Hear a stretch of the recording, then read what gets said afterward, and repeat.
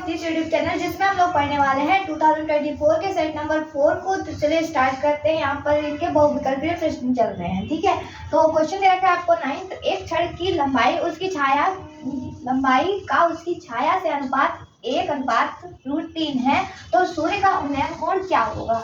मान लो एक क्षण इस तरह से है, अब ये उसकी छाया बन रही है, ठीक है। तो उसकी लंबाई का छाया से, तो छाया √3 हो जाएगी और लंबाई जो पहले लिखा है वो पहले, और उसकी क्षण की लंबाई और ये उसकी छाया की लंबाई, तो ये √3 है। अब ये बताओ सूर्य का उन्नयन कोण कितना है, ये वाला कोण कितना बनेगा। नहीं पता, कोई बात नहीं। tan थीटा बराबर होता है लंब बटे आधार। लंब का मान कितना है 1 बटे में, आधार का मान कितना है √3।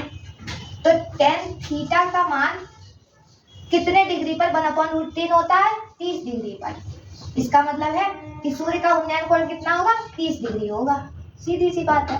उसके बाद दूसरा, एक वृत्त के व्यास के सिरों पर खींची गई समांतर स्पर्श रेखाओं की संख्या होगी। एक वृत्त है,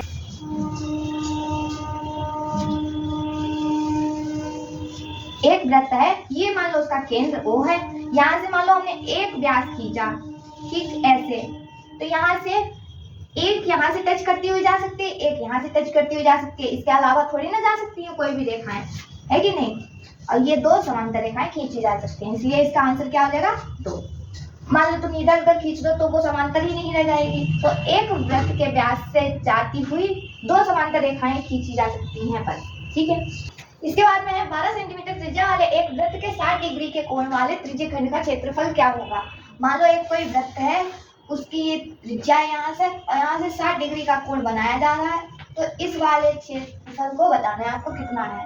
तो इसके लिए त्रिज्यखंड क्या चीज दे रखी है आपको, त्रिज्या दे रखी है 12 सेंटीमीटर और थीटा मतलब कोण का मान कितना है 60 डिग्री है।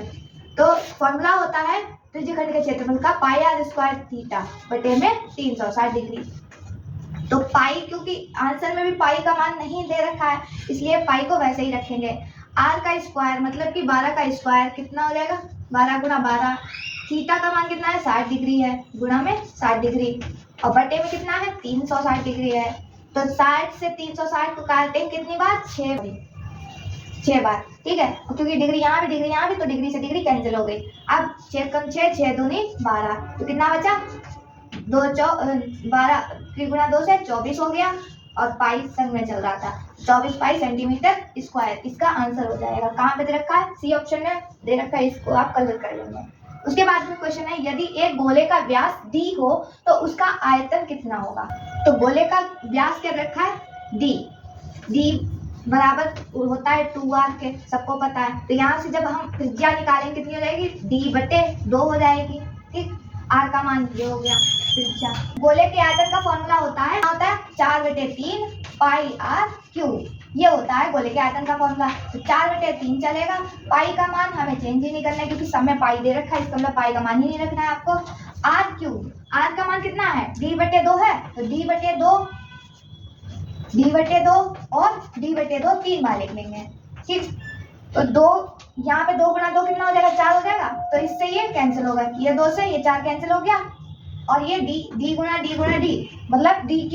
तो पाई dq बटे में 3 की गुणा 2 से कितना हो गया 6। कहाँ पे दे रखा है, इस वाले ऑप्शन में। तो आप इसे कलर कर लेंगे डी वाले ऑप्शन को। तो उम्मीद करते हैं क्वेश्चन समझ में आ रहे होंगे। अगर वीडियो समझ में आया तो लाइक कीजिएगा, चैनल को सब्सक्राइब कीजिएगा। फिर मिलते हैं एक और नए वीडियो के साथ, तब तक के लिए धन्यवाद।